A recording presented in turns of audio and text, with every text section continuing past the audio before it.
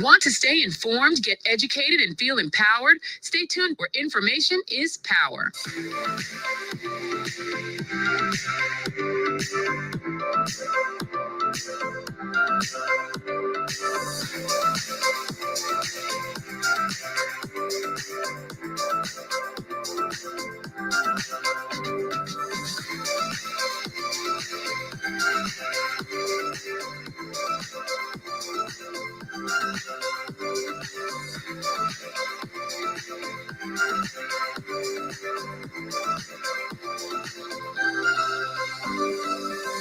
Eddie Frederick has got it all. Inspiration, motivation, great advice, and biting opinion pieces as only Eddie Frederick can deliver. Eddie Frederick has got it all.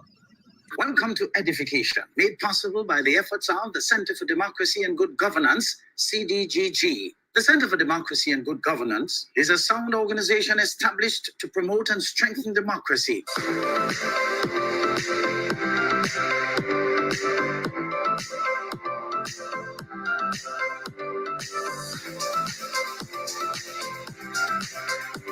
So summer special at Country Cold Store. Get ready to beat the heat with amazing deals on frozen meats and chilled products. Choose from a wide variety of top quality products available at our wholesale department and Mini Mart. Stock up today and enjoy unbeatable freshness and savings this summer. Call us now for more information at 440-3335. This offer is valid while stocks last.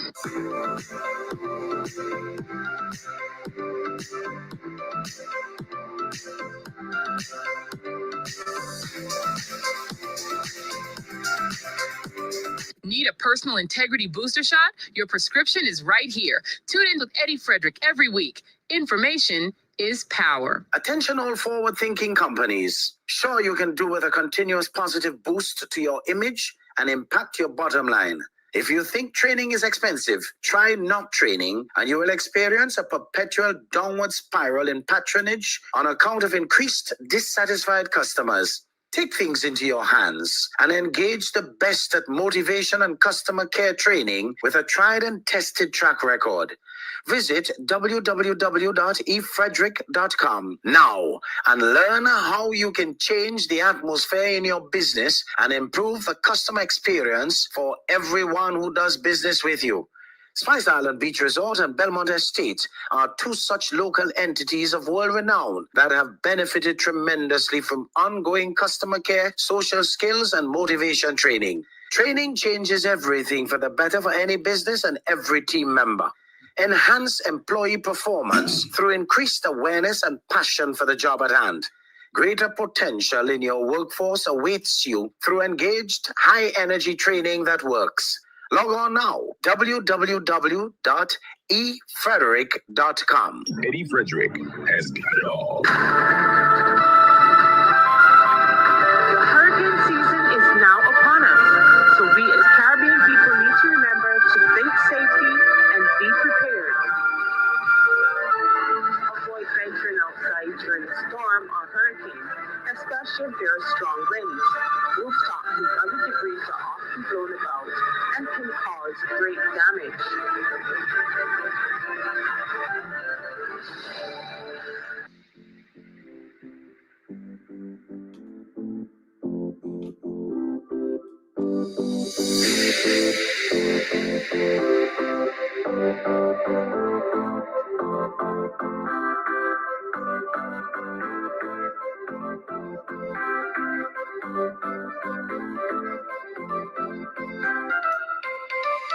You're listening to Eddie Frederick, where good values make great radio.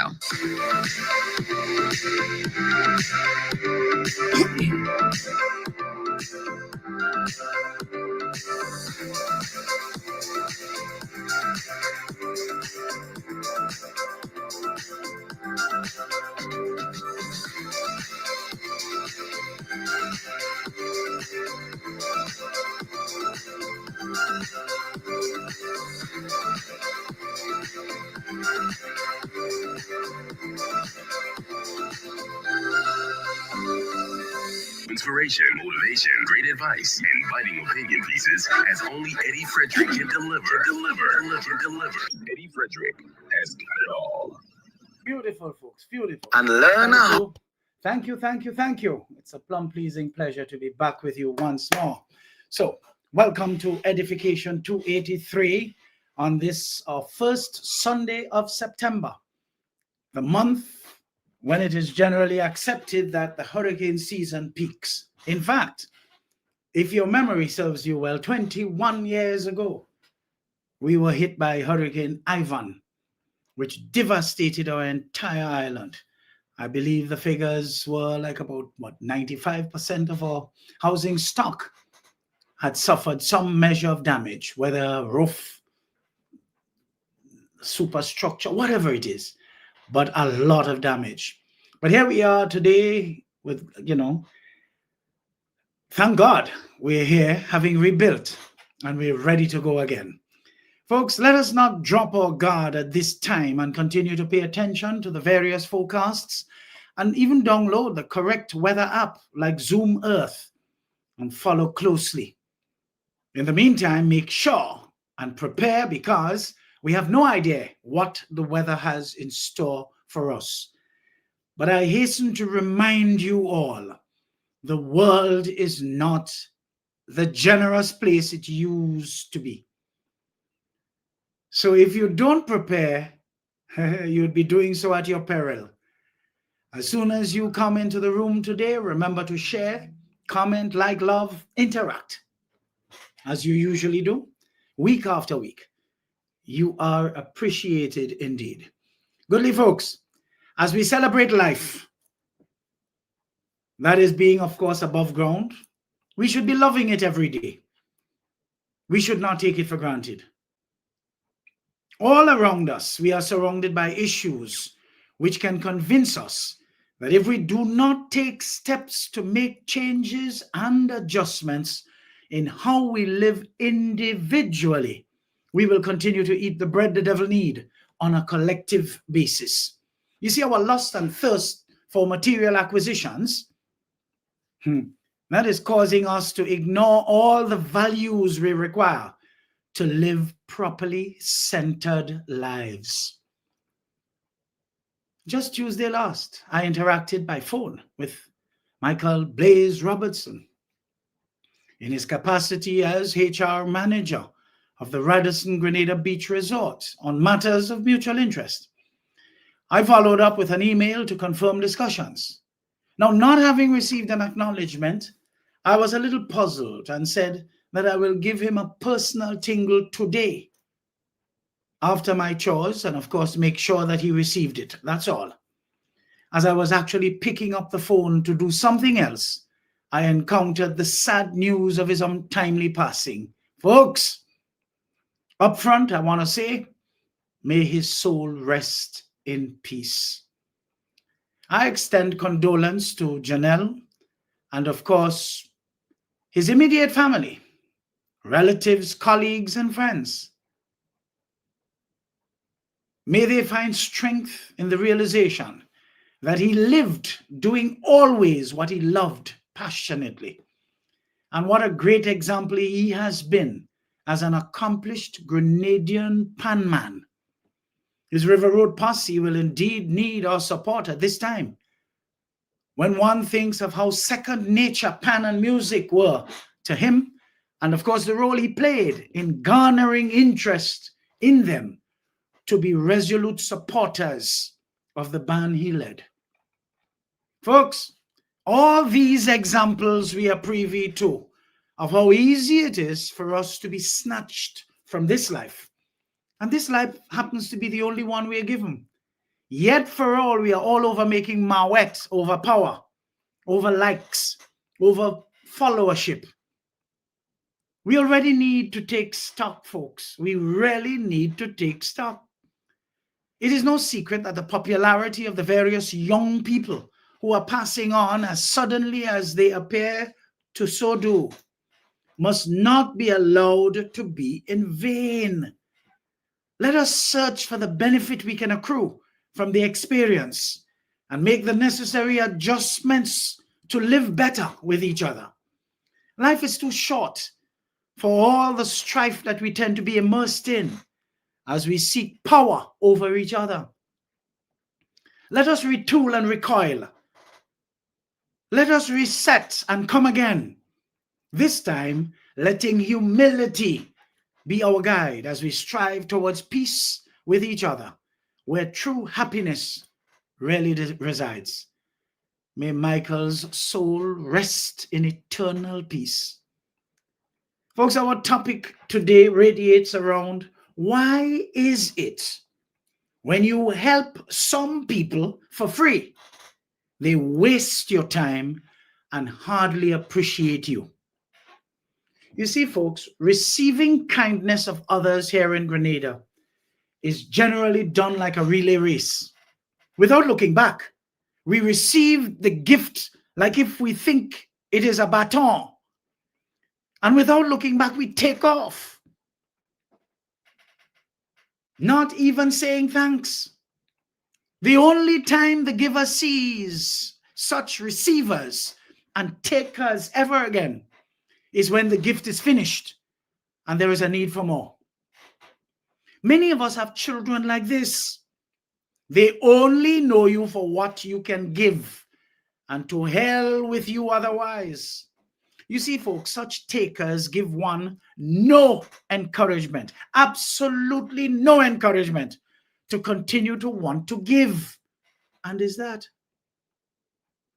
But that is the way our modern society today, where the free help fallacy dictates that some people, which is too great a number, I dare say, will never thank you for your time. Buckle up, folks, buckle up. This is Edification, your weekly no-filter podcast.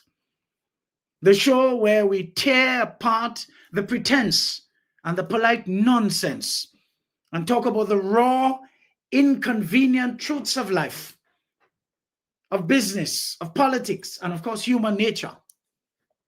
I'm coming today to you with the topic that's got me all fired up, as you can see. One I know so many of you have lived, and one that is utterly annoying. Why is it when you help some people for free, they waste your goddamn time and hardly appreciate you? You felt that stammering frustration, even in my repeat of the subject matter today. That slow burn in your chest when you realize you've been played, not for money, not for some big scheme, but for your most valuable, non-refundable asset, your time, which is a piece of you when you give it away, you can never get back. You see, you offered to help someone for free. Out of the goodness of your heart, you gave them your expertise, your energy, your attention. And what did you get in return? A half-hearted thanks. Endless follow-up questions at half hours. Or even worse yet, a demand for even more. So why is it that when you help some people for free, they waste your time and hardly appreciate you? Buckle up, I told you, folks. We're diving deep into the ugly psychology behind this in the next few minutes. And I'm not pulling any punches. Let's first look at this in its core principle, the zero value fallacy. Let's start with the bedrock principle, the cold, hard truth of human psychology. People generally do not value what they do not pay for. The Jews have that as a philosophy. I remember a certain neighbor when I was living in Miami went to buy a car that he saw in the next door neighbor's yard, a for sale sign on it. The next door neighbor was a Jew.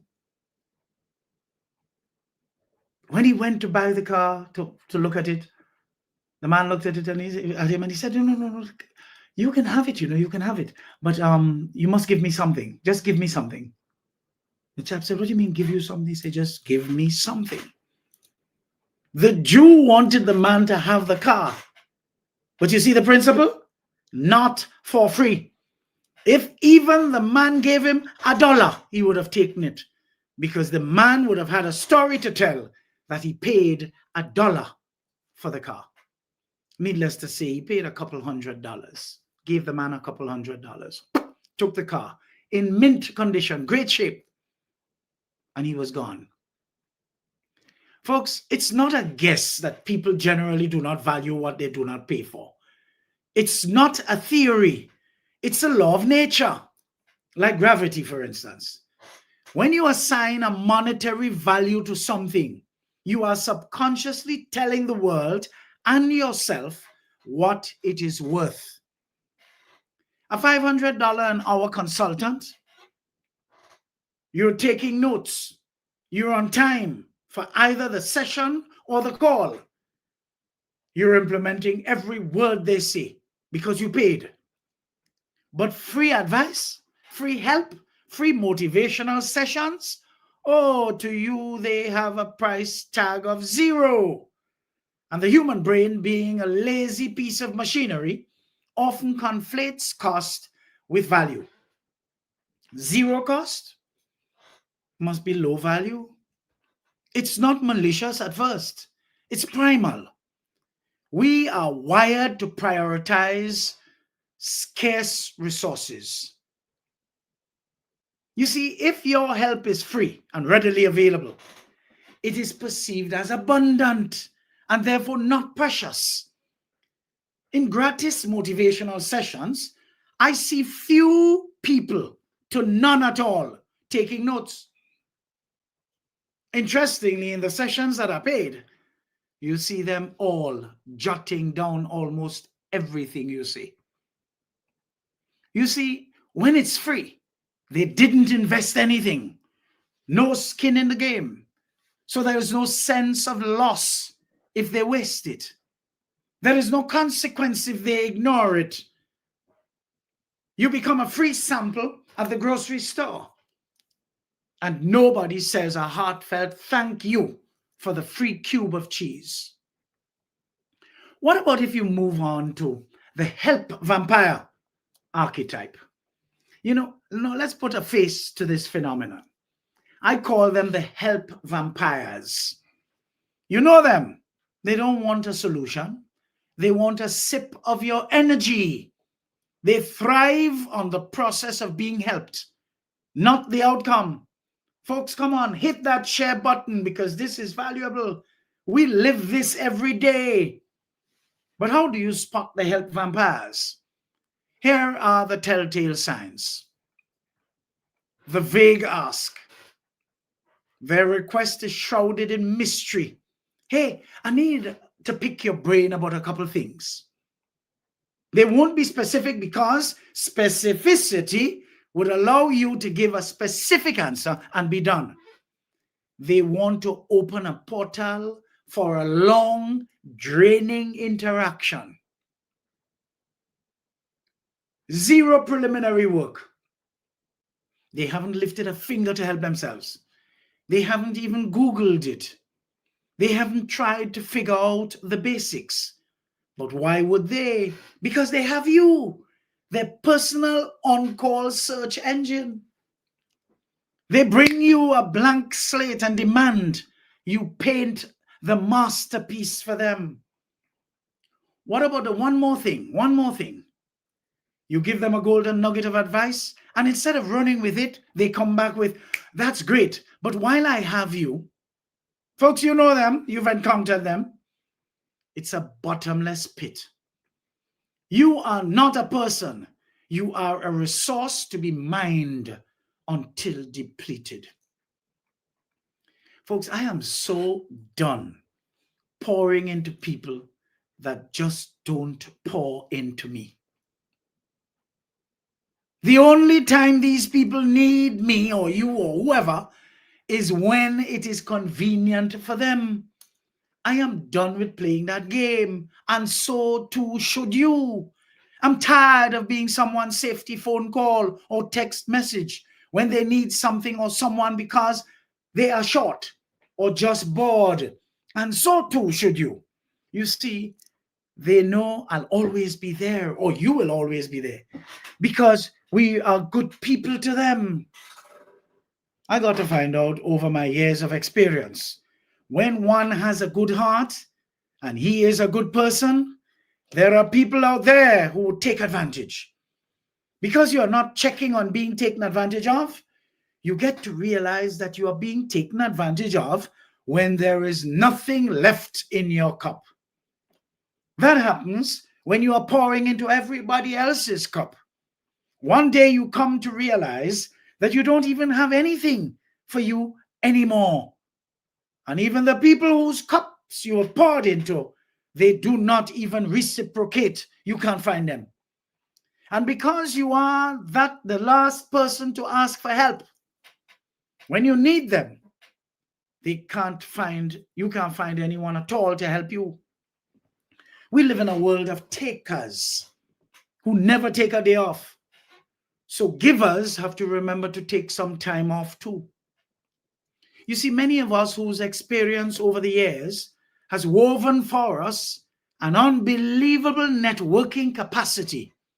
We wield influence, and because of our high level of trust, we have the confidence of the movers and shakers of our society.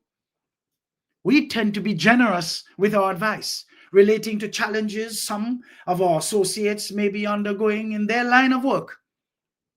I have had the experience that when it comes to you yourself needing the service of those same people by way of the services and facilities they offer for sale, something they do for a living, they are bold enough to sell you at the regular and going price.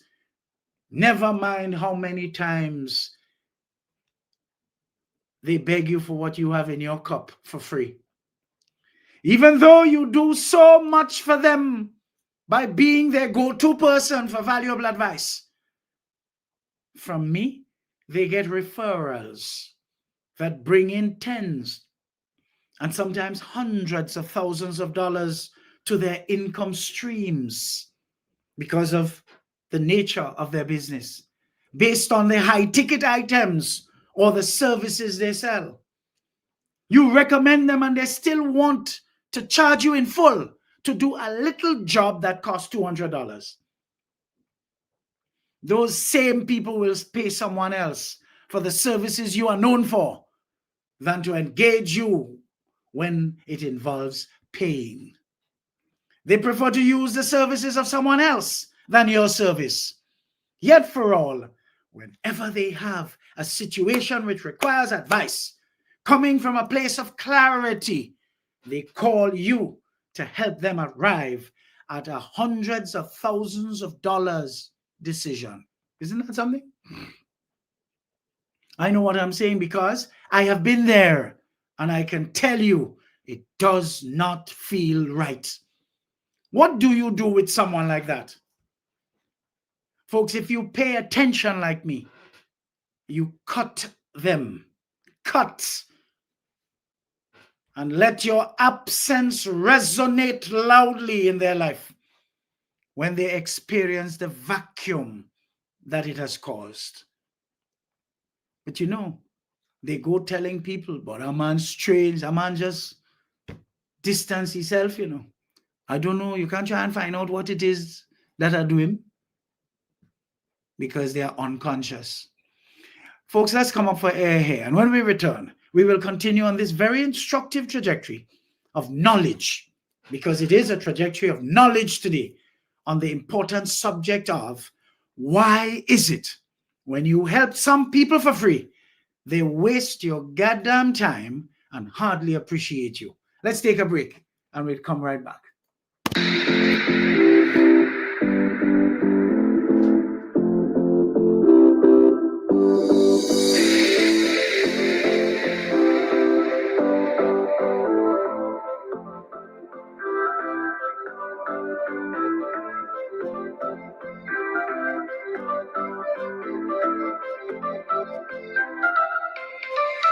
Want to stay informed, get educated, and feel empowered? Stay tuned where information is power.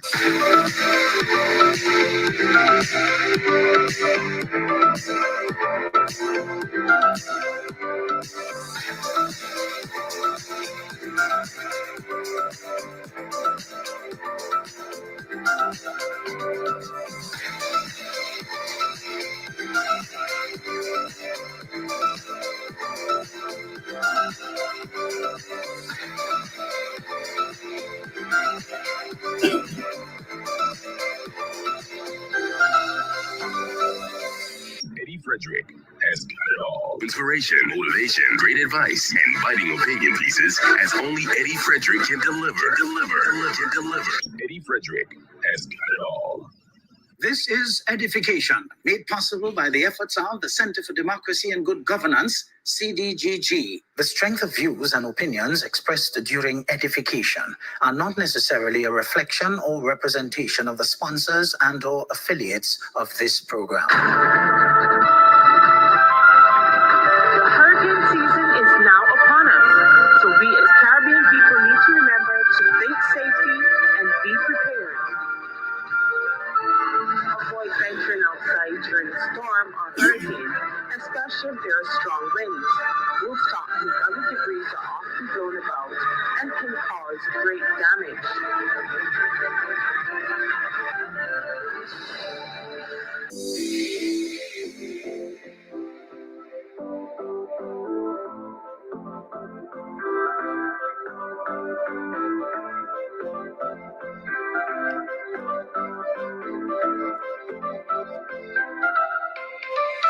To summer special at Country Cold Store. Get ready to beat the heat with amazing deals on frozen meats and actual products. Choose from a wide variety of top quality products available at our wholesale department and mini mart. Stock up today and enjoy unbeatable freshness and savings this summer. Call us now for more information at 440-3335. This offer is valid while stocks last.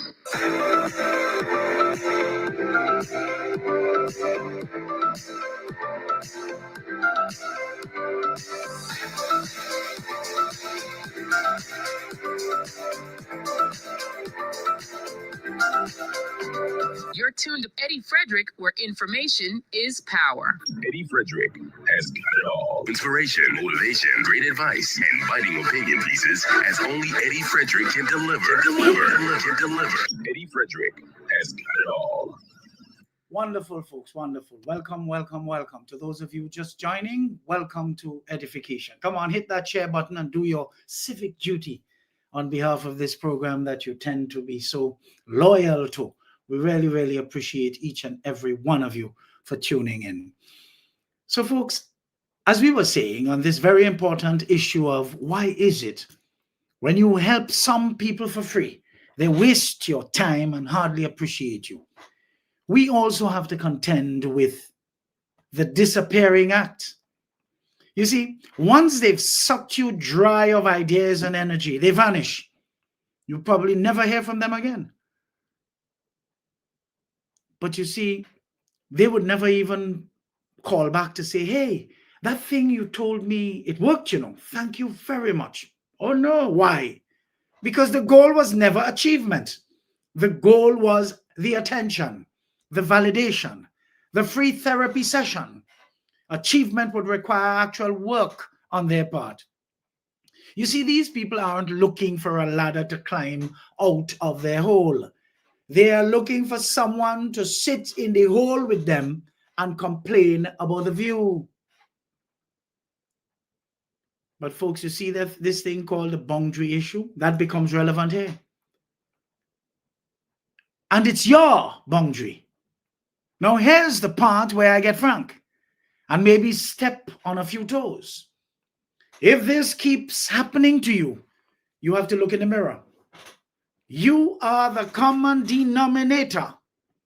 Your lack of boundaries is screaming louder than your generosity. You are teaching people how to treat you. So when you're always available, always answering, always giving without requiring anything in return, not even basic respect, you are broadcasting a signal. My time is not valuable. Come and get some. And you don't have to say that loud enough, because people will hear you if even you whisper it. You see, we were afraid to be seen as rude. We were afraid to say no. We were addicted to the hit of dopamine that we get from being the nice guy or the go-to person. But let me tell you something, folks. Nice guys are not nice. They are broke, tired, and end up very resentful. That's why they coined the saying, nice guys finish last.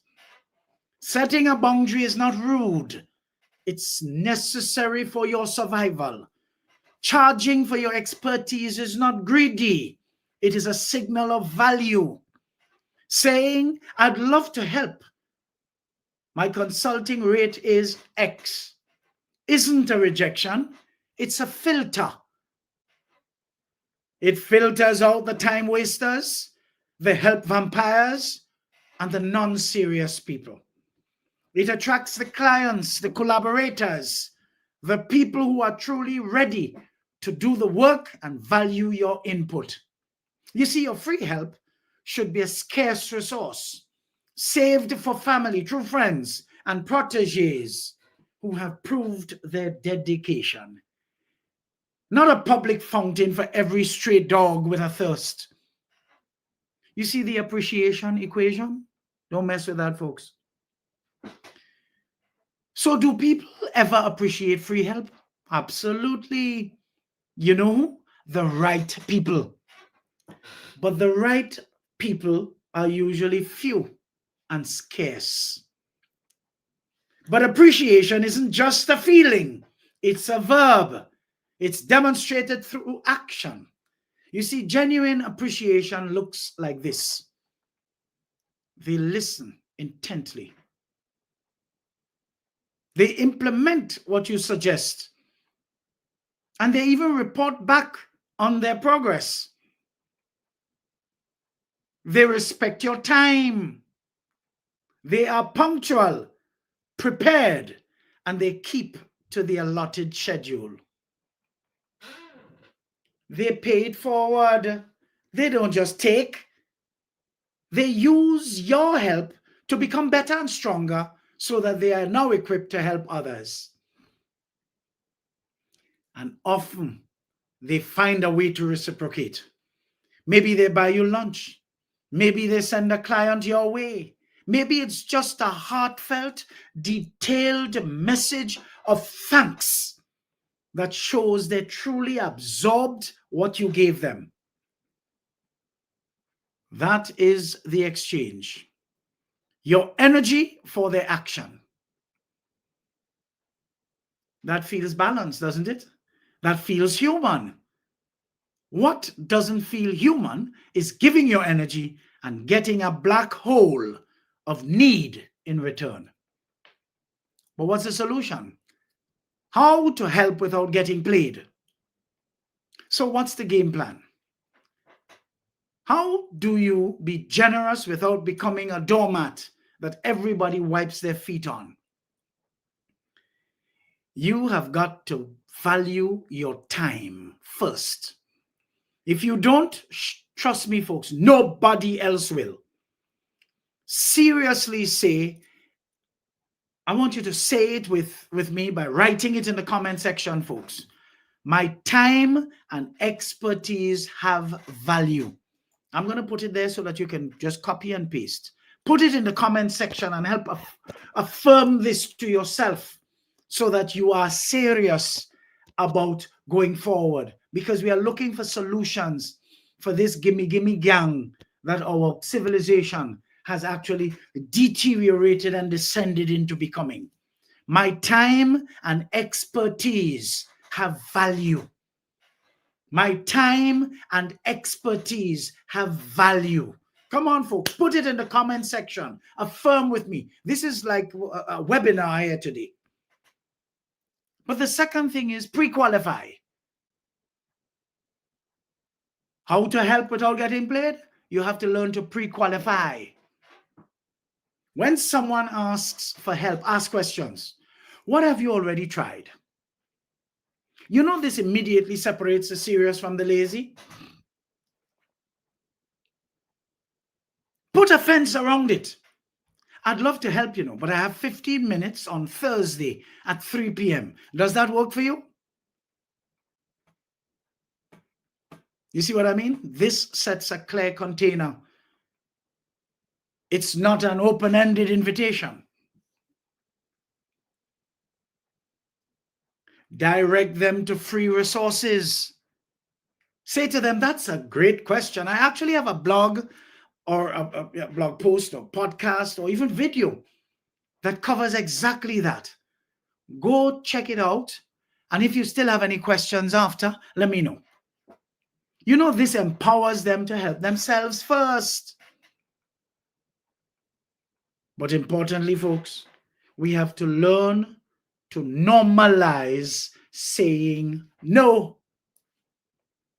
Unfortunately, I don't have the capacity to take that on right now. That's a complete sentence. It requires no justification, and I'm asking you folks, practice it. When last I checked, no is a whole sentence. You can say no without a 12-sentence apology. No is definitely not rude. It's clear. It's quite simple. You don't need to write a novel to decline. You don't have to invent any excuses. A kind no respects both parties. It tells the truth and it ends the guessing game even before it starts. Remember, no is a part of a boundary which isn't a punishment. It actually is a guardrail that keeps your time, energy, and peace intact. Say no early. Say it kindly, but say it once.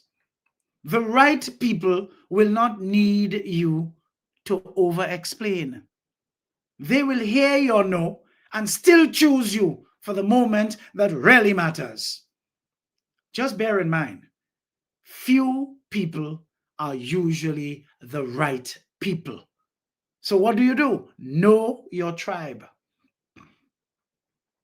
Your mission is to give your gifts to the world, not to be drained by your gifts.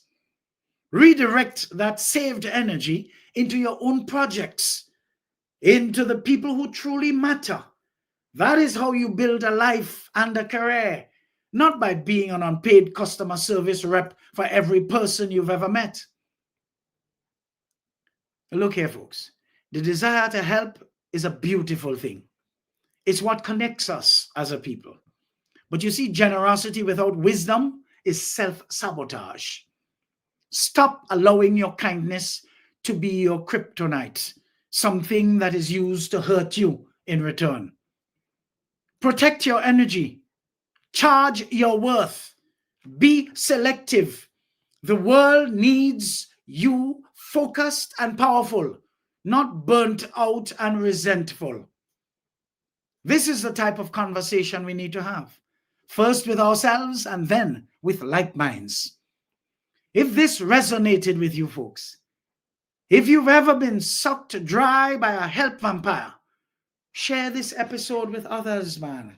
Tag a friend who needs to hear it. So they now know what to do to stay clear of users and takers, the people who have absolutely no gratitude. Some of them share DNA with us. It would be nice for you to leave a review in the comment section, especially about this second segment. And remember, stop giving away the farm for free. Let's take a little break here, folks, before we return to continue to speak the truth, even if my voice shakes while doing it. Because this subject, why is it when you help some people for free, they waste your goddamn time and hardly appreciate you, is really a vexing experience. So let's take a little break and we'll come right back with a lot more where this comes from.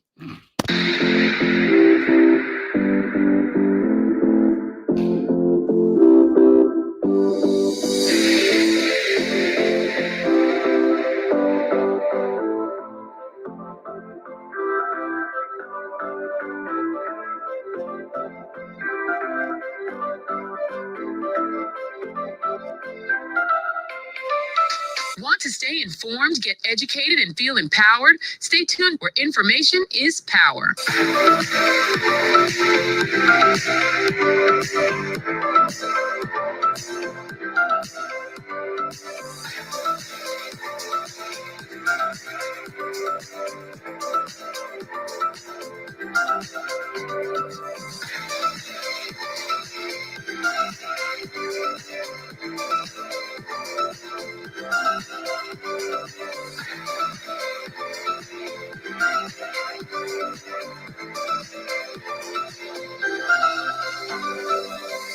Eddie Frederick has got it all. Inspiration, motivation, great advice, and biting opinion pieces as only Eddie Frederick can deliver. Eddie Frederick has got it all. This is Edification, made possible by the efforts of the Center for Democracy and Good Governance, CDGG. The strength of views and opinions expressed during edification are not necessarily a reflection or representation of the sponsors and or affiliates of this program. Hurricane season is now upon us, so we as Caribbean people need to remember to think safety and be prepared. Avoid venturing outside during a storm or hurricane, especially if there are strong winds. Rooftops and other debris are often blown about and can cause great damage.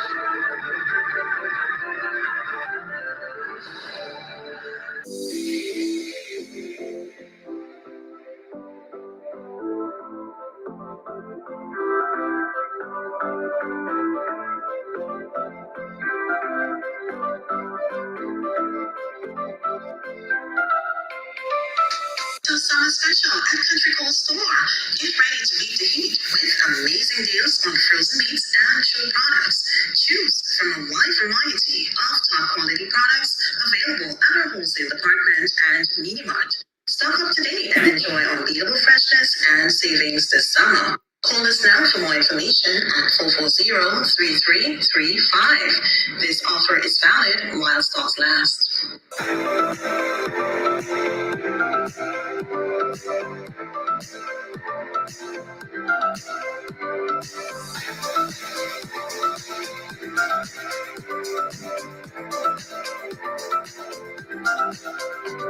You're tuned to Eddie Frederick, where information is power. Eddie Frederick has got it all. Inspiration, motivation, great advice, and biting opinion pieces as only Eddie Frederick can deliver.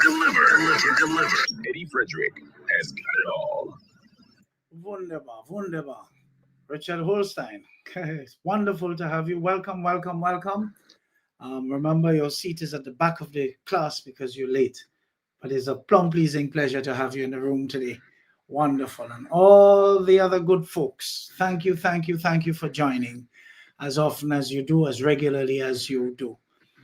Well, folks, why do politicians seem to fit so snugly into that frame of wanting everything for free and then appearing to turn their backs on some of their most loyal soldiers at times?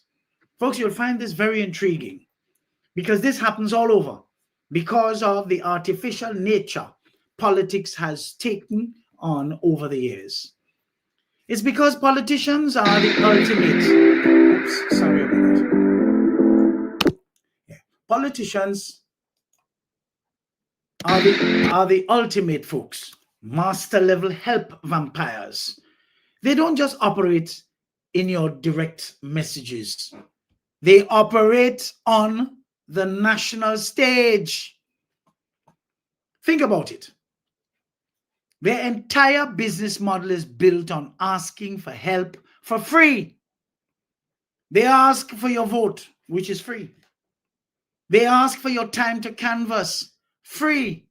They ask for your small dollar donations, which, let's be real, for the value they're supposed to provide, might as well be free. And they ask for your unwavering loyalty, your belief. Folks, if you are forever dunce and dotish, guess what? You give them undying support for free, while they are given license to pillage and plunder your resources and get rich with you being an accomplice to your own deprivation over time. Look at the large swath of people who are guilty of this as seen firsthand between 1995 and 2022 for the most part. What do they promise in return? A better future, a solution, representation. They are selling the ultimate intangible product, hope. But you know what I learned a long time now, folks? Hoping is not a process. Hope, when it is not realized, feels like the most expensive free thing you never got. That is why so many of you end up so disappointed all over the time. Never mind who in office, you end up disappointed because you absorb the hope that they gave you. They left you holding a hope. But a promise, folks, is a comfort to a fool. And so often you are comforted by promises that just never materialize. And you're getting old and you're still going down hard, hoping, not even realizing that in truth and in fact, hoping is not a process. So why do they turn their backs on their most loyal soldiers sometimes, or in some cases? You see, the volunteers, the door knockers, and the true believers, it's a brutal calculus, folks. And it comes down to three things. The politicians operate on scale, strategy, and survival. Let's do a little breaking down here. First, scale. To a politician, you are not a person. You are a data point. You are a +1 in the volunteer column. A +$50 in the donations field. Their world is not made of people. It's made of blocks, demographics, voting segments, and coalitions. Their loyalty is not to the individual soldier, but to the entire army, and more accurately, to the idea of the army that gets them power for free. You see, when a politician has to choose between, let's say, a principle that their base loves and a policy that will win over a swing district full of undecided voters, who do you think they're going to pick 9 times out of 10? That is where you, the loyal soldier, getting left. The loyal soldier is already in the boat, they feel. So they are not going to jump out. The politician believes that they can afford to betray that soldier's specific interest because they've already banked the loyalty. They take you for granted. You become a sure thing, and sure things get ignored in favor of new acquisitions. Second, strategy. You see, politics is the art of the possible, which is just a fancy way of saying it's the art of the compromise. And compromise, to a true believer, looks an awful lot like betrayal. Your loyal soldier fought for the pure, undiluted version of the cause. But the politician is playing the game of inches with other politicians. They have to cut deals so that grassroots organizations who fought tooth and nail for the specific policy, they see it get watered down, negotiated away, or shelved entirely to get some other bill passed. The politician sees a strategic win. The loyal soldier sees a betrayal. The politician feels they've saved the free help, the votes, the energy for another day. The volunteer feels their free help was wasted on a lie. And of course, third, and this is the big one, survival. You see, a politician's primary goal is not to serve you. Let me say that again. A politician's primary goal is not to serve you. Their primary goal is to get re-elected. Serving you is a means to that end. It is a strategy for survival. So when the winds change, when a new scandal breaks, when a vocal minority gets loud on social media, the politician will jettison anything and anyone that threatens their survival. That includes a loyal staffer who becomes a liability. They become a casualty, collateral. That includes a core party principle that has become unpopular. And yes, that includes a loyal soldier who championed them from the beginning, if those soldiers are now seen as extreme or unpalatable to the new voters that they need. You see, we saw this playing out time and time again during the period 1995 to 2022 for the most part. They will throw their most loyal people under the bus to appease a larger, more fickle audience. It's not personal. It is survival. And in their world, that is the only thing that is personal. Do you remember the 2008-2013 period and how it ended with sworn enemies forming alliance to annihilate the NDC? When the usefulness was over, what happened?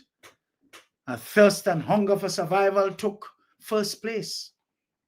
So the lesson here isn't to stop participating. The lesson is to stop being a naive soldier. Stop giving your help, your time, your passion, your belief for free without strong and meaningful conditions. Treat politicians like the transactional entities they are. Your vote is not free. It's a down payment. Your time is not free. It's an investment. Demand receipts. Hold them accountable. Be loyal to the policies and the principles, not the person.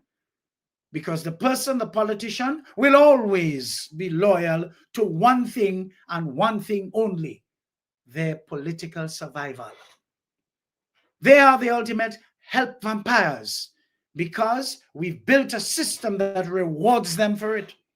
The only way to break that cycle is to put a massive boundary around your support and make them earn every single bit of it every single day. Not with promises, with results. But you see, folks, that's the unfiltered truth. It's a hard pill to swallow, but that's what I have been doing for all of the last 40 years. How easy or difficult is it to dismantle the system many of us have helped to build? Yes, that system that rewards help vampires like freeloading politicians to take for granted free assistance. How easy or difficult is it to dismantle? You see, I'm always happy to give you unfiltered answers to these kinds of questions. It's not easy.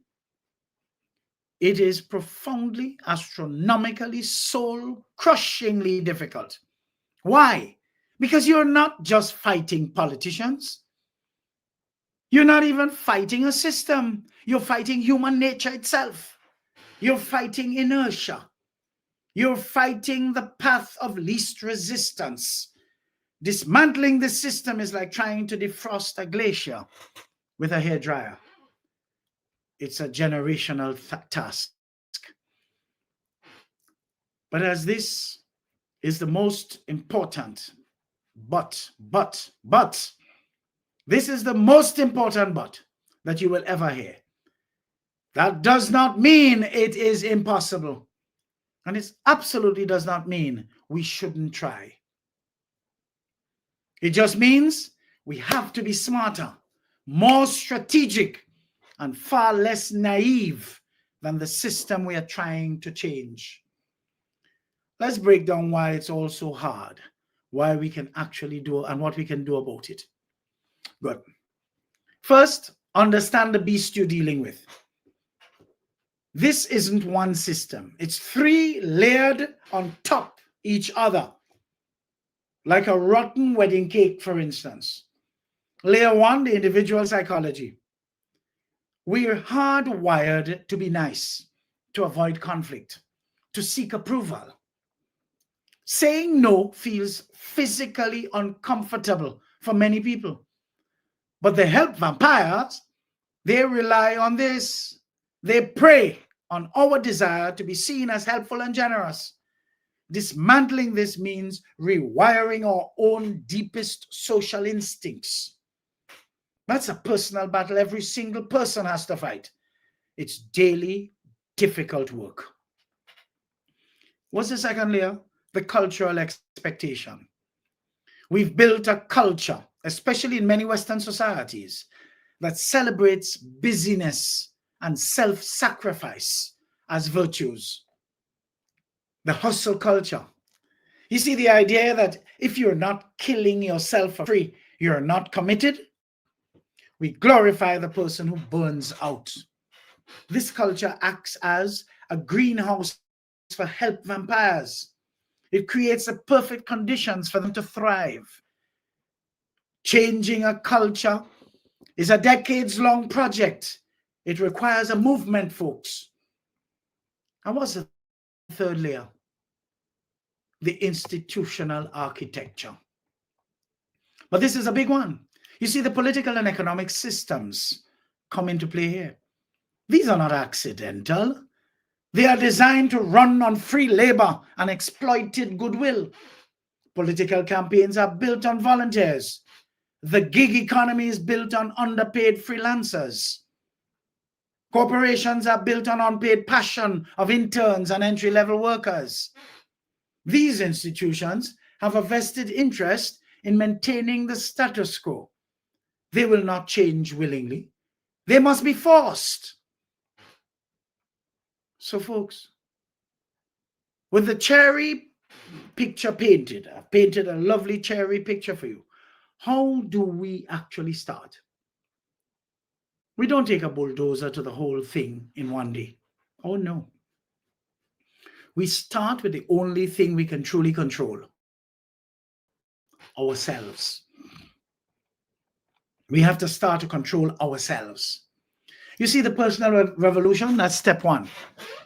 This is the easiest and hardest step. A bit of a dichotomy there. It's easy because you can start right now.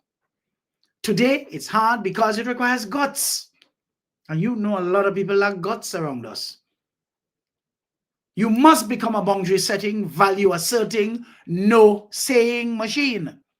You must value your own time so highly that others have no choice but to value it too. You opt out of the system on a personal level.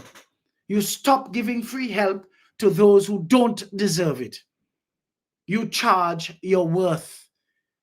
You demand reciprocity. When enough individuals do this, it becomes a cultural shift. Step two, the collective shift. Now, this is where we move from me to we. We call it out. We create new norms. In our workplaces, we stop glorifying overwork. We advocate for fair pay, clear job descriptions. In politics, we stop worshiping politicians, start treating them like employees, because that's what they are. They work for us and not us for them. We fire them when they underperform. But how are we going to fire them if we don't keep their feet to the fire? If we don't pay attention? We support and create institutions that protect value. Unions, professional associations, co-ops. These organizations collect bargaining power. They turn individual value into collective strength. But what is step three? The systemic attack. This is the long game. This is about changing the rules. It means supporting policies that make exploitation harder, enforcing strong labor laws for interns and freelancers, advocating for campaign finance reform to make politicians less reliant on free labor and more reliant on clear public funding, so they each get equal amounts of. Demanding transparency and accountability at every level. This isn't about one election. It's about building a new bench of leaders who come from this mindset of mutual value, not exploitation. It's about voting for the school board member who understands this as much as the member of parliament. So is it easy? Oh, the easy answer to that is hell no.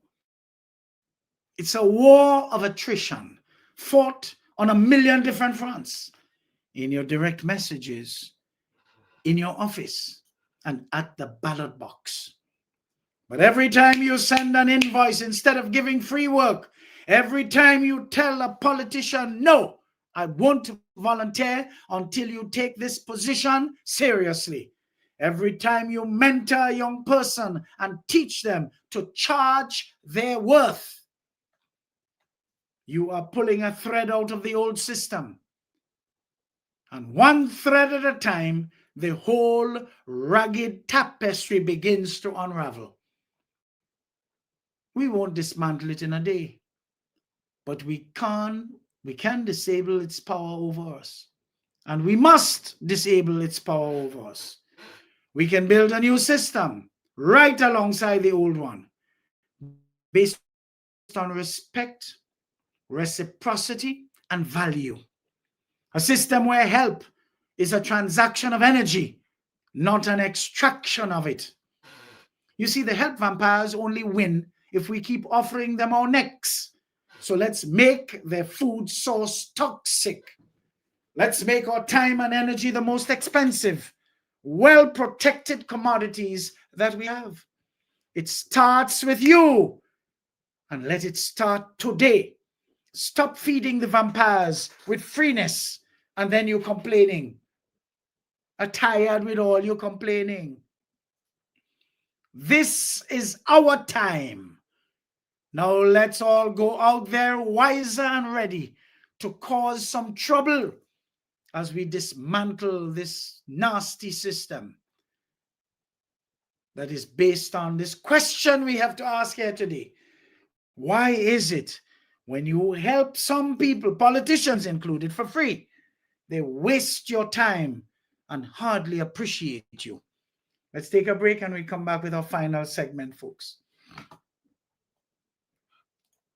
Final segment.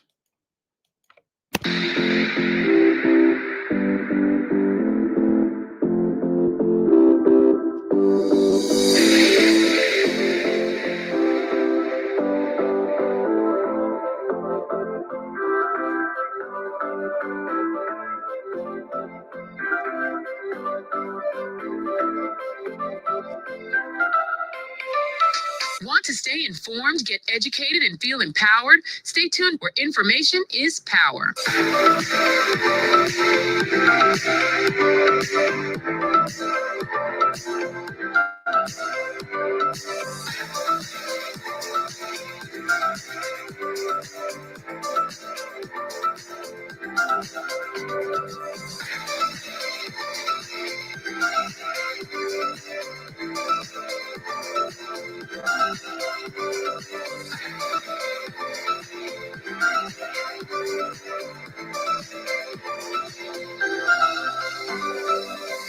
Eddie Frederick has got it all. Inspiration, motivation, great advice, and biting opinion pieces as only Eddie Frederick can deliver. Eddie Frederick has got it all. This is Edification, made possible by the efforts of the Center for Democracy and Good Governance, CDGG. The strength of views and opinions expressed during edification are not necessarily a reflection or representation of the sponsors and/or affiliates of this program. Hurricane season is now upon us, so we as Caribbean people need to remember to think safety and be prepared.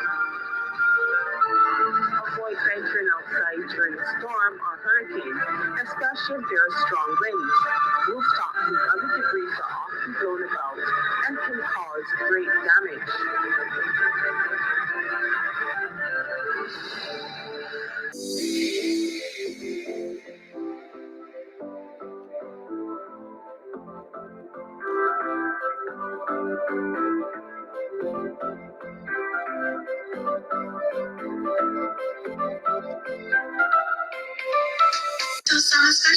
Country Cold Store. Get ready to beat the heat with amazing deals on frozen meats and chilled products. Choose from a wide variety of top quality products available at our wholesale department and Mini Mart.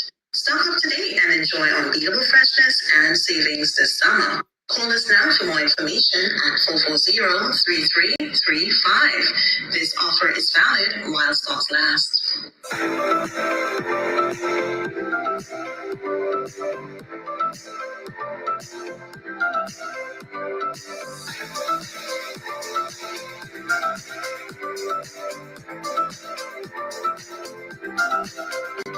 You're tuned to Eddie Frederick, where information is power. Eddie Frederick has got it all. Inspiration, motivation, great advice, and biting opinion pieces as only Eddie Frederick can deliver. Eddie Frederick has got it all. Wonderful, folks. Wonderful. And welcome back. And for those of you just joining, of course, you are at the cusp of the end, so to speak. But be that as it may, you can always go back because these programs are archived either on Facebook or YouTube. So you can always have access to them. What would cause people, folks, to take the kindness of others for granted? It is a common and often painful human experience. People taking kindness for granted. It is rarely caused by a single factor. It's a complex interplay of, maybe I would say, psychology, circumstance, and I would even add social dynamics. You see, what are some of the psychological factors in the taker, which Grenada seems to be a factory for? Most of the people here are takers. They come around you, they fence around you for what they can get. They're not interested in giving anything. They are only around you for what they can get. And they make no bones about it. They have been poorly socialized. So whoever brought them up, dragged them up, pulled them up, hauled them up, or whatever it is they do with them to bring them up, they obviously are mimicking their environment. They've never heard thank you in their environments for all of their upbringing. They've never seen genuine appreciation expressed by whoever hauled them up or dragged them up. And this is just, it's like a disease. So habituation, which is the new normal, human brains, folks, are wired to adapt to consistent stimuli. When kindness is constant and reliable, it stops being a notable event and becomes an expected baseline. The initial gratitude fades because the kind act is no longer novel. It's like moving to live next to a train track. Eventually you stop hearing the trains.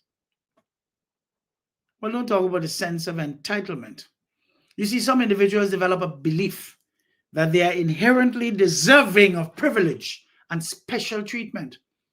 And when they don't get it, you become the worst person in the whole face of the earth.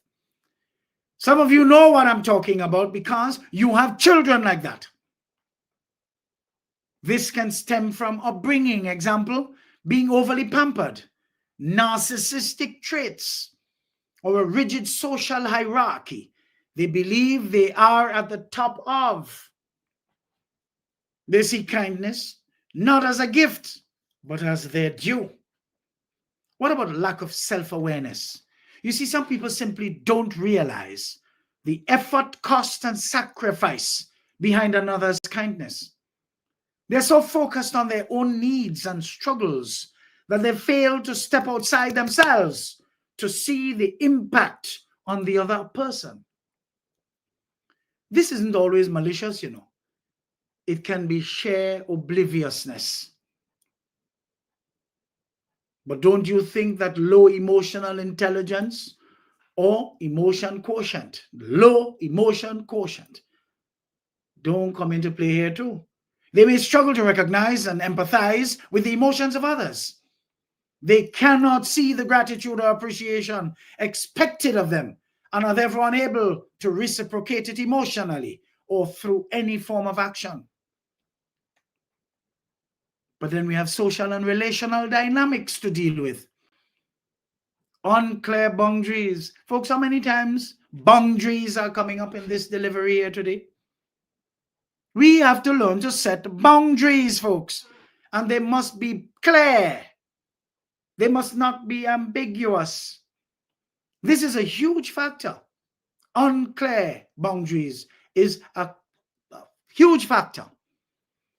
If the kind person never says no or expresses their own needs, they teach the taker, that vampire, that their kindness has no limits and requires nothing in return. The relationship becomes one-sided, and the taker adjusts their expectations accordingly. You see? What about the foot in the door technique? This is a gradual process. Someone might start with a small, reasonable request that is easily granted. Once that becomes normal, the requests become larger and more demanding. You see, the kind person wanting to be consistent often agrees, and the taker's expectations slowly inflate without either party fully noticing it. Modeling from family and environment. If someone grew up in an environment where kindness was transactional, manipulative, or simply taken for granted, they may have learned this as the normal way to operate in relationships. They don't know any other dynamic. But what about the power imbalance? You see, in relationships where there is a significant power differential, example, employer, employee, parent, child, even between friends with very different financial means, the person with more power may unconsciously expect accommodations and kindnesses as part of the natural order. But there are some factors related to the giver, the kinder person. Lack of boundaries, reiterated for importance. You see, as mentioned earlier, the giver plays a role. An inability to set limits is often the engine that allows this dynamic to continue. The message sent by never setting boundaries is, my needs are less important than yours. Now that had to be a chupidi. Desire for validation, people pleasing. You see, some people give kindness not purely selflessly, but to feel needed, loved, and to avoid conflict. This can create a cycle where the taker enjoys the benefits and the giver gets their validation, but the relationship becomes unhealthy and exploitative. Fear of conflict or abandonment.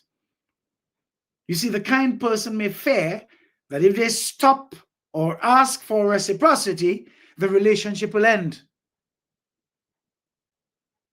This fear can keep them locked in a cycle of giving without receiving. But what about the situational factor, folks? Crisis or extreme stress. When people are in survival mode, dealing with a severe illness, financial ruin, or intense grief, they can become hyper-focused on their own crisis. Fair enough. They may temporarily take the support of others for granted, simply because they lack the emotional bandwidth to properly acknowledge it. This is often a temporary state. But we also have to contend with cultural differences. You see, norms around reciprocity and gratitude vary significantly across cultures. What seems like being taken for granted in one culture might be seen as normal, relaxed, familial, or even friendly dynamic in another. Folks, people take kindness for granted when it becomes an expected constant in an environment of unclear boundaries, often fueled by the taker's entitlement or lack of awareness and the giver's need for validation or fear of saying no. The key to preventing this is not to stop being kind, but instead to practice kindness with clear boundaries and self-respect. You see, healthy kindness is a two-way street that involves mutual respect and appreciation. So we must never forget that if we don't set standards, set boundaries, clear parameters, people will always ease in, take advantage of you with absolutely no gratitude, because we teach people how to treat us. Folks, as we wrap up here today, allow me to veer off course for a bit to address something current. You see, many times we have to wonder where people get their conclusive information from when it relates to matters of criminal activities. Of course, whether there be an element of truth in it or not, such conclusive statements are pelted out as if they were fact, eliciting all sorts of discussion which become accusative. The only thing that is not done in some cases is to conclude on who the culprit is. But by this time, there's a whole wash of names put in the dirty water. Don't talk about the several times when they throw names in the mix, only to be totally wrong with all of them, sullying such people's names. In some cases, people accuse associates. The last few people they heard or say they believe do not like the victim, or even on the basis of suspicion regarding job performance, and who may be envious or jealous of the victim for whatever reason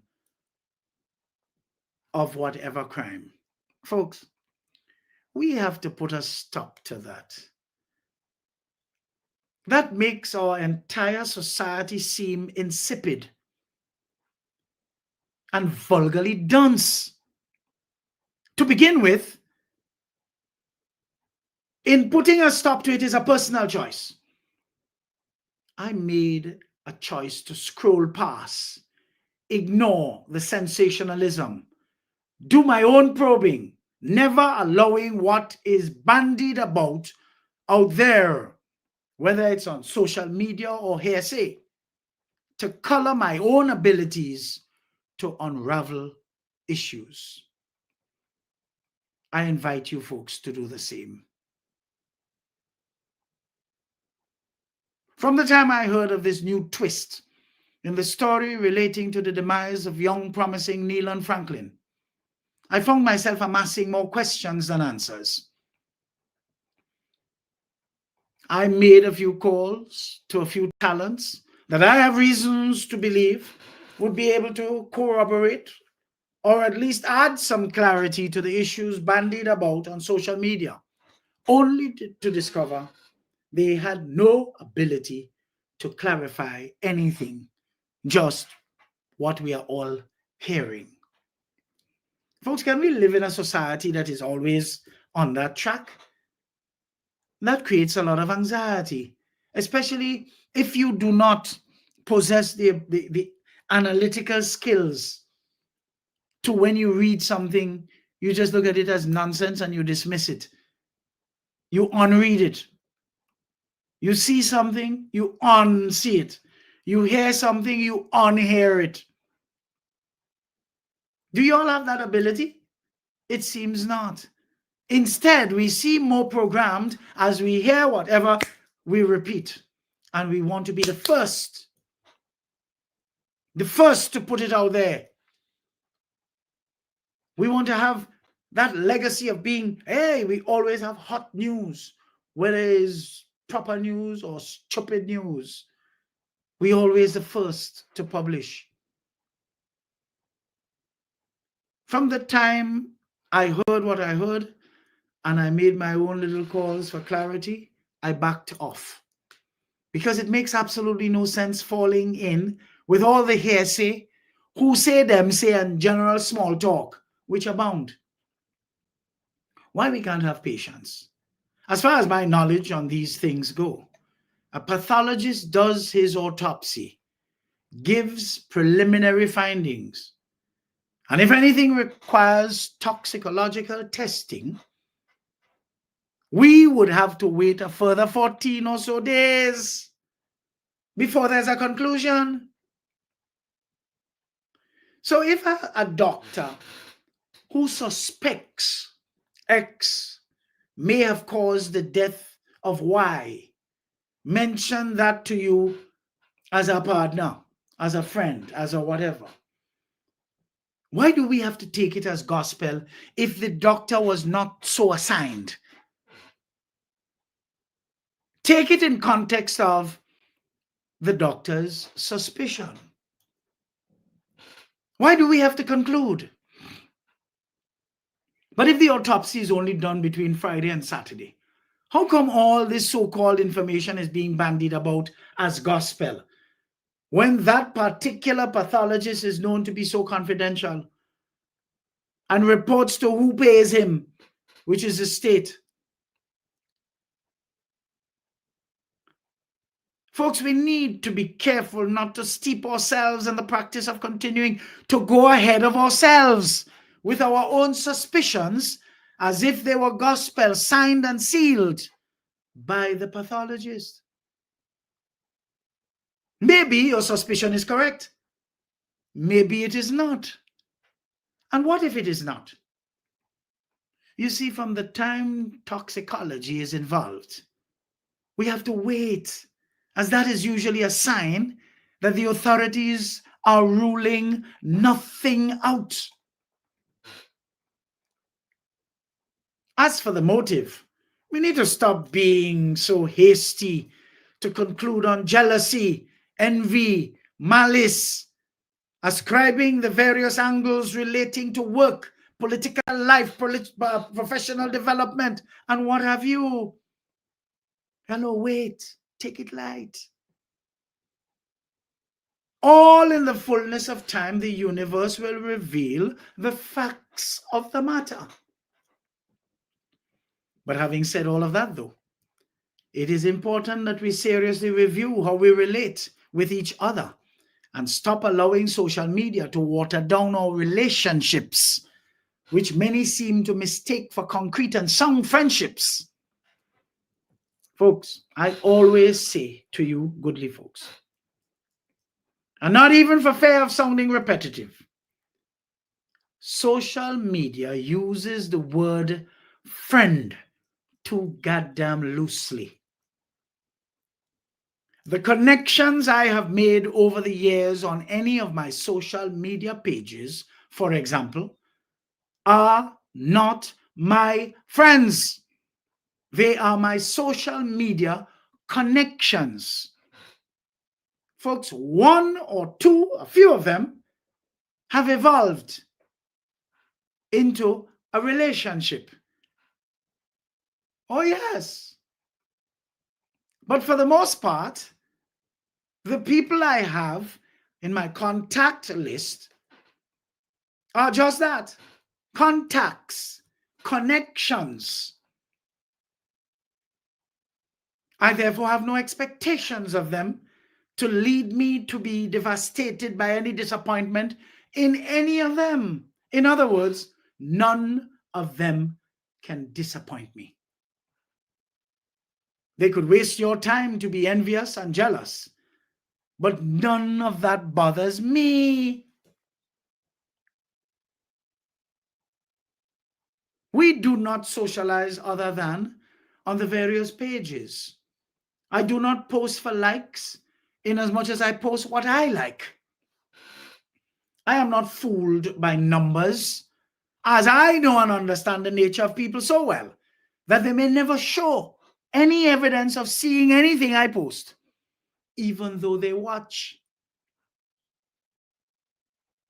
Folks, the super background reports of the various media, social media entities indicate their traffic, their presence. So goodly folks, according to Glenda Baker, they see you. Don't ever get it twisted in your head. Views don't always come with likes. Many people watch everything you post, never tap a thing. Not because you're invisible, but simply because they don't want you to know they're looking. Some of them. Here is the truth. Virality,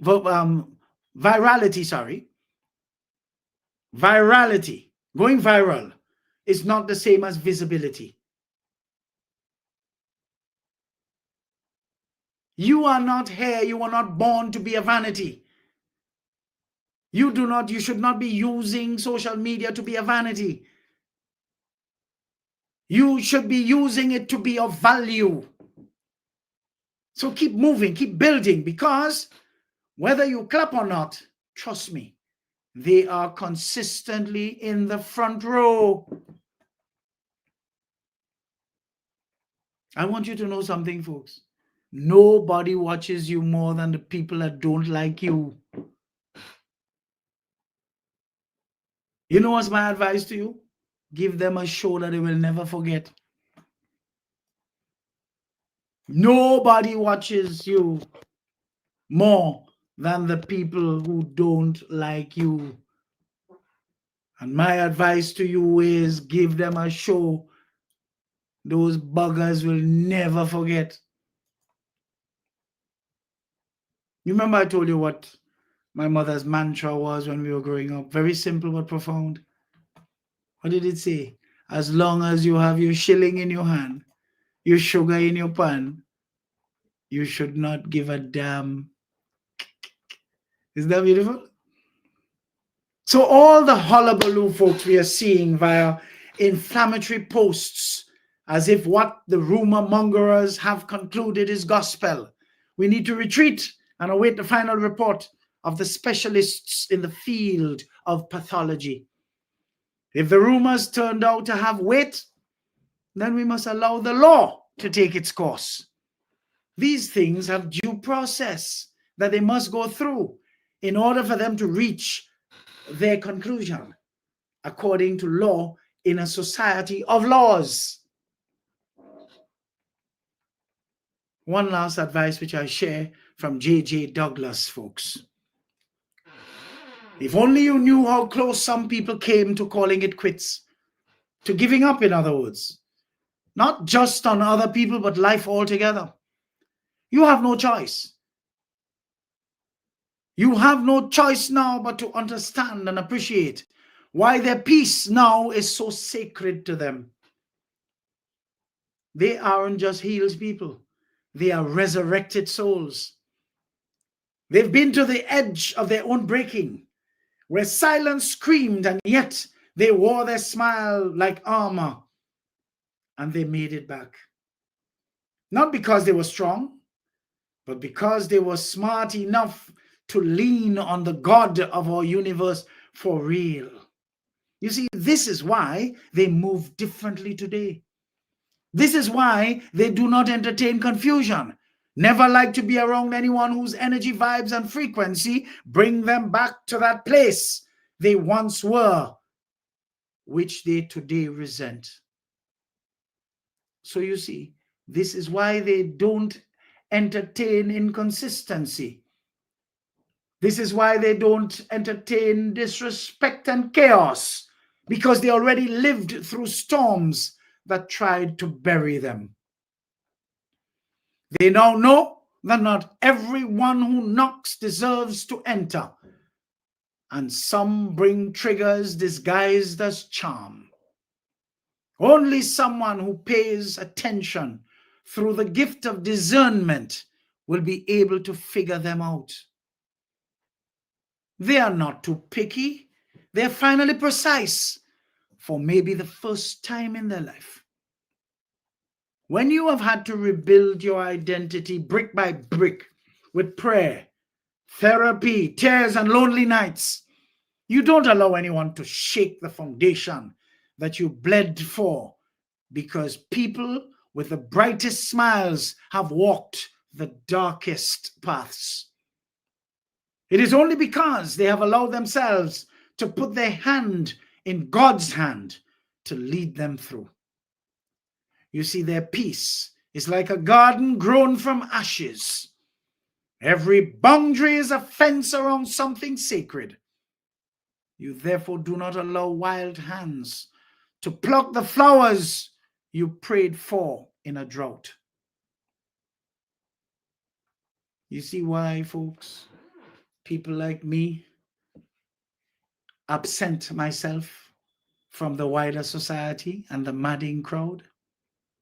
You pull back, you become reclusive, and you just do what you have to do. Because looking for friends, especially the fake brand that Grenada is a factory for these days, will do nothing for me. And that is why I pull no punches. I could say what I have to say without any fear of reprisal, because I don't mix, I don't socialize much. I have my line. I used to call it a circle, but it's a line. I have my line, my inner core that I'm very okay with. So you see why I'm disgusted by the question that formed the topic for today? Why is it when you help some people for free, they waste your goddamn time and hardly appreciate you? Folks, I am in, I am out, and I'm gone. Thanks for joining. Continue to share. See you next week at the same time, same place, for more extraordinary programming. Until then, stay safe, stay well, remain vigilant, and stay lifted. But don't forget, stay focused. You can find me on Facebook, Instagram, LinkedIn, Twitter, and YouTube. Just type in my name, Edward or Eddie Frederick. Subscribe, like, and share. And be prepared to receive your mental multivitamins as straight up as I deliver them. Whatever you do this week, my dear folks, do it with some measure of grace. Do it with integrity. Do it with genuine vibes. And stay clear of people who are looking for things for free, knowing full well they have no intention of saying thank you. Have a great week. Take care of your wonderful selves. Cheers.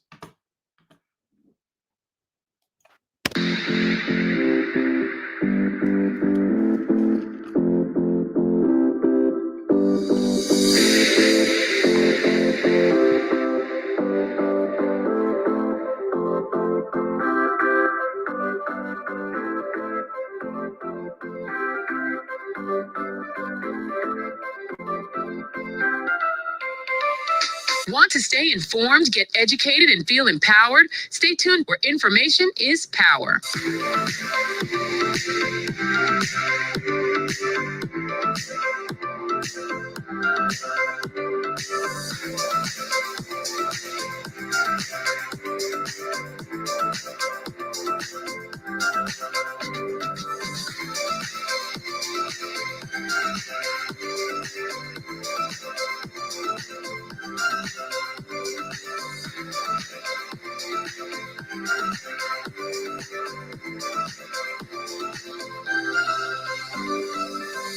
Eddie Frederick has got it all. Inspiration, motivation, great advice, and biting opinion pieces as only Eddie Frederick can deliver.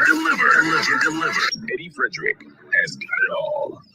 Welcome to EDDIE-FICATION, made possible by the efforts of the Center for Democracy and Good Governance, CDGG. The Center for Democracy and Good Governance is a sound organization established to promote and strengthen democracy.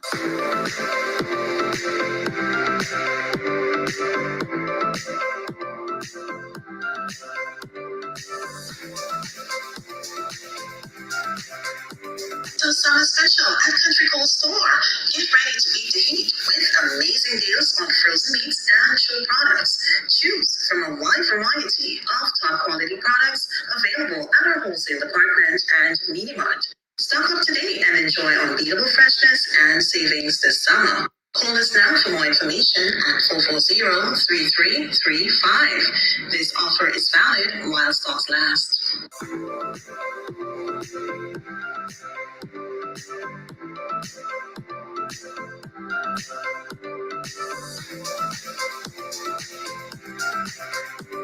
Need a personal integrity booster shot? Your prescription is right here. Tune in with Eddie Frederick every week. Information is power. Attention all forward-thinking companies. Sure, you can do with a continuous positive boost to your image and impact your bottom line. If you think training is expensive, try not training and you will experience a perpetual downward spiral in patronage on account of increased dissatisfied customers. Take things into your hands and engage the best at motivation and customer care training with a tried and tested track record. Visit www.efrederick.com now and learn how you can change the atmosphere in your business and improve the customer experience for everyone who does business with you. Spice Island Beach Resort and Belmont Estate are two such local entities of world renown that have benefited tremendously from ongoing customer care, social skills, and motivation training. Training changes everything for the better for any business and every team member. Enhance employee performance through increased awareness and passion for the job at hand. Greater potential in your workforce awaits you through engaged, high-energy training that works. Log on now, www.efrederick.com. Eddie Frederick has got it all. The hurricane season is now upon us, so we as Caribbean people need to remember to think safety and be prepared. Avoid venturing outside during a storm or hurricane, especially if there are strong winds. Rooftops and other debris are often blown about and can cause great damage.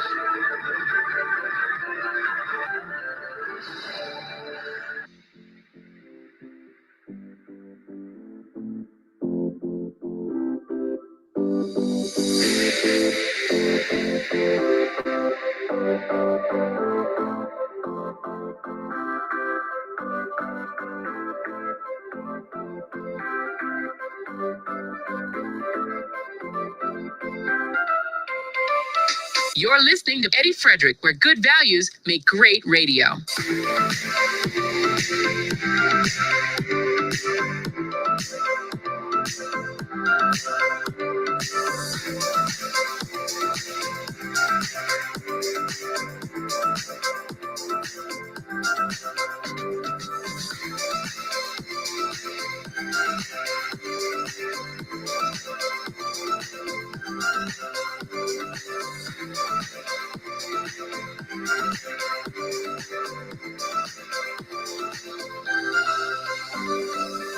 Inspiration, motivation, great advice, and biting opinion pieces as only Eddie Frederick can deliver.